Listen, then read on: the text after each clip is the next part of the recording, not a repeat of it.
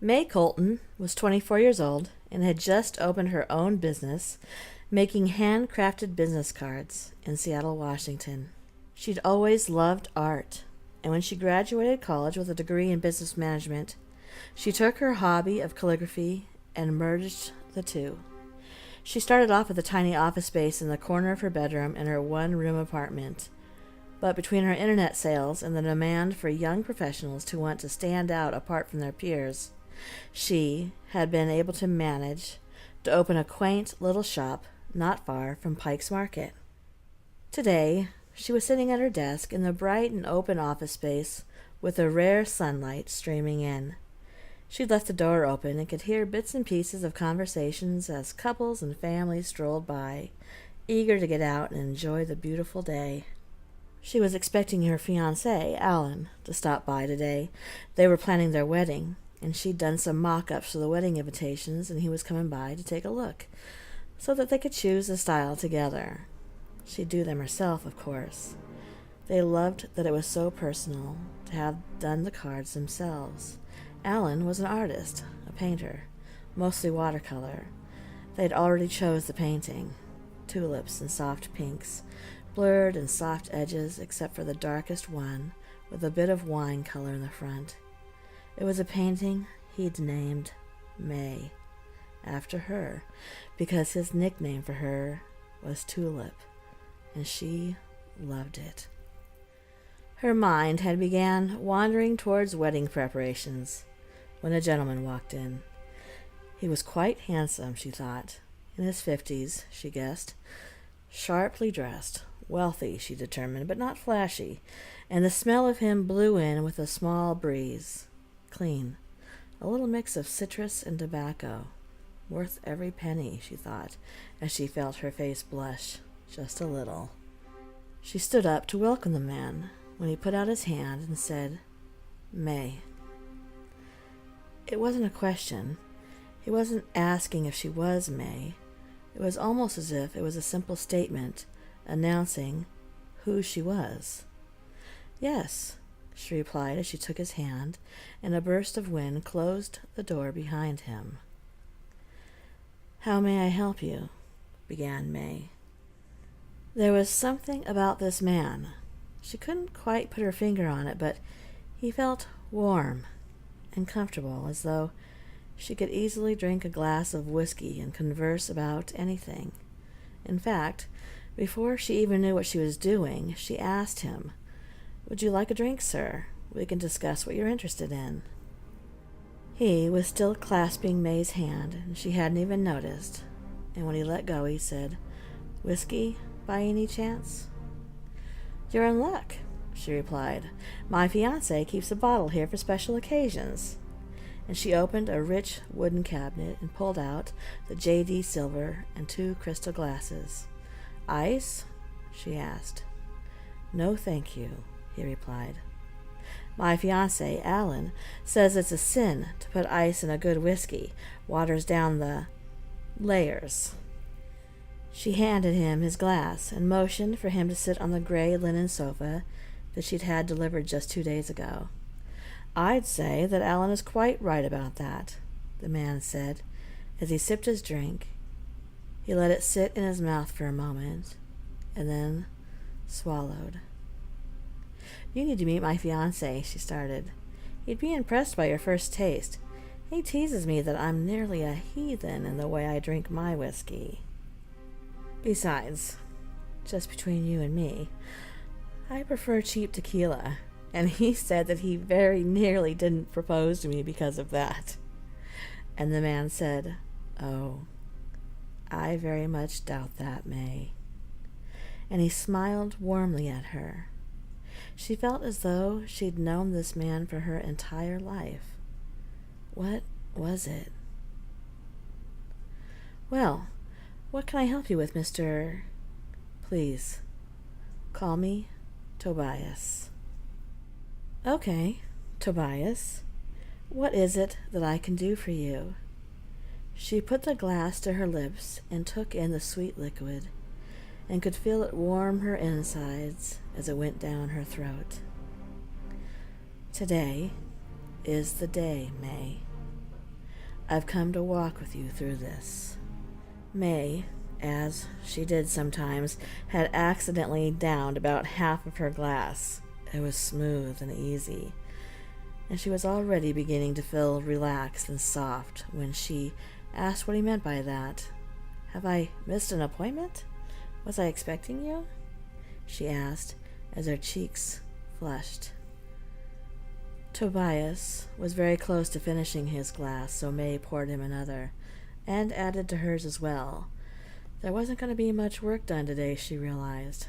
She wasn't a drinker, rarely drank unless it was a special occasion, and Alan always said that she was his cheap date. She'd met Alan in his gallery downtown. She loved his work the minute she saw it, and she spent hours that day just sitting in front of several pieces of his work, just taking them in and promising herself that one day, when her business was doing well, she'd purchase one of his paintings to place as a centerpiece in her office. Alan happened to be there that day and noticed May, in her pixie cut, her red hair, blue eyes, slight figure in a wispy summer dress. Alan was tall, had chestnut hair, was clean-shaven, handsome, brown eyes, and a laugh that made you want to laugh. He'd sat next to her on the bench and asked what she thought of the artist's work. May began rambling on about the color palettes and how each and every one made her feel deeply happy, and how the artist must be the kindest, gentlest person to have ever walked the earth, because his heart is on these canvases, and I can feel how deeply lovely he is. Alan asked her to dinner right then, and they've been together ever since. And she'd been right. He was kind and gentle. He was intelligent and funny. He was, simply put, perfect. May's head was feeling as though it was filled with cotton. She was trying to understand what Tobias was telling her when he swallowed another drink and handed her his glass. "Drink this, May." She took it from him and downed the rest. Tobias poured her another. Just then Alan came in, the way he always did, bright and bubbly. "Hello, my love," he said to her. "Why are you sitting on the couch?" "Drinking," he asked, and chuckled. "Cold feet?" he teased her. "Alan," she said as she jumped up to hug him. "Actually, Tobias and I are talking about something," she said, still feeling cloudy. "Sweetheart, are you okay? You, of all people, should not be day drinking." And he was laughing as he walked to the door and turned the sign over to say closed. May looked down towards Tobias. "May, he can't see me. Only the one who is going on the journey can see me."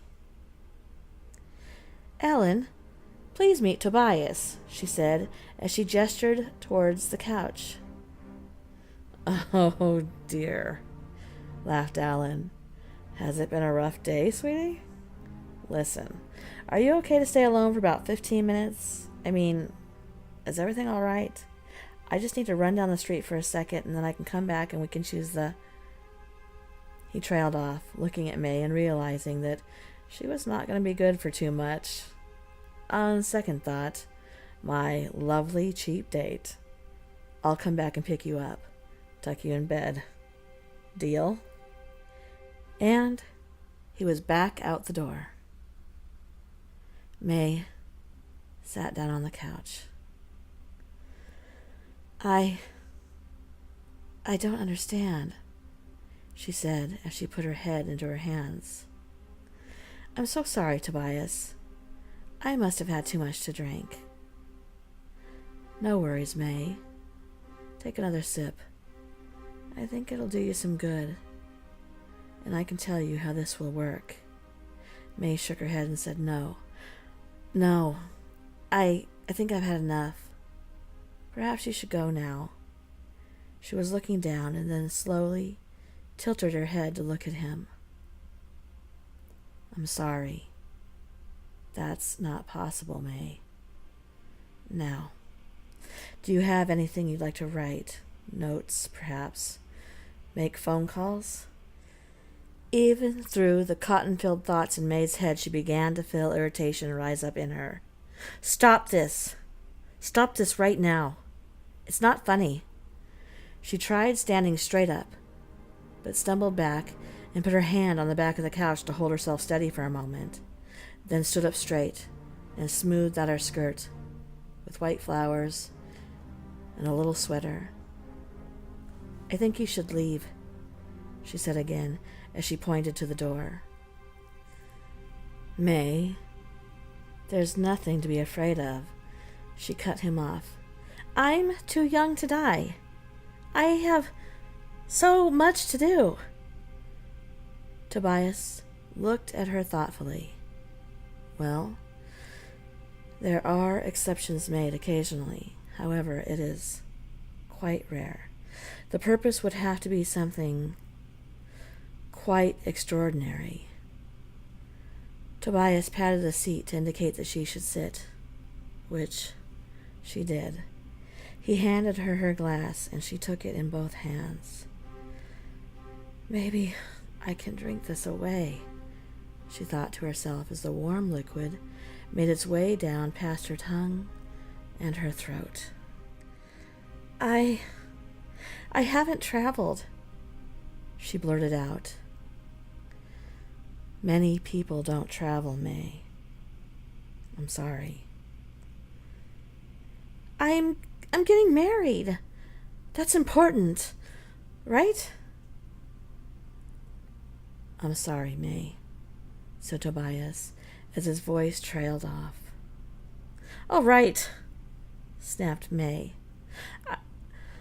I haven't had children yet. I want to have children. I'll be a great mother. She turned her back to Tobias and finished off her drink. Then she heard him begin to speak. All right, May. I'll make that bargain with you. If you really and truly understand that this is a very precarious bargain. She turned quickly. Her eyes were filled with tears. Tobias, I understand the seriousness of this bargain. I do. I do. Do you, though, May? He asked, and he reached out to gently touch her hand. She nodded and wiped her eyes. Yes, yes. Just then, the bell on the door jingled. How you feeling, Tulip? Asked Alan as he walked over and kissed her on the head. Oh, I'm sorry to interrupt, he said, looking at Tobias. No, replied May. We were just finishing, weren't we? Her eyes met his, and he nodded. Yes, we were just finishing. I see she got you to have a drink with her, Alan commented with a laugh. I rarely see her drink, so don't think that she isn't great at what she does. She is so very talented, and must have decided to have a few sips today. Wedding jitters, I'm sure. Of course. Congratulations, said Tobias. Yes, I talked her into toasting her wedding with me. Well now, that's my type of guy. You like whiskey, then? Asked Alan. Very much, replied Tobias, as Alan put away the bottle and glasses, dimmed the lights, took May's hand and helped her up off the couch, shook Tobias's hand, and all three headed for the door. I hope your meeting went well, said Alan, and that we'll be seeing more of you. And then the toe of May's heeled shoe got caught in the bottom of the doorway, and she began to trip. Alan was standing in front of her, waving for a taxi. Tobias was behind her, and she fell into Alan just as a large delivery truck was passing, pushing him into the path of the truck. She felt as though something stopped her from falling with Alan. A group of people gathered around him as he lay partially underneath the bumper of the truck. Tobias was standing by Alan, and May made eye contact with him. It struck her then that no one can see him unless they are going to. "Tobias! No! No!" she yelled. Tobias did not speak, but she heard his voice as he began to fade from her vision. "We made a bargain, my dear. I had to take someone."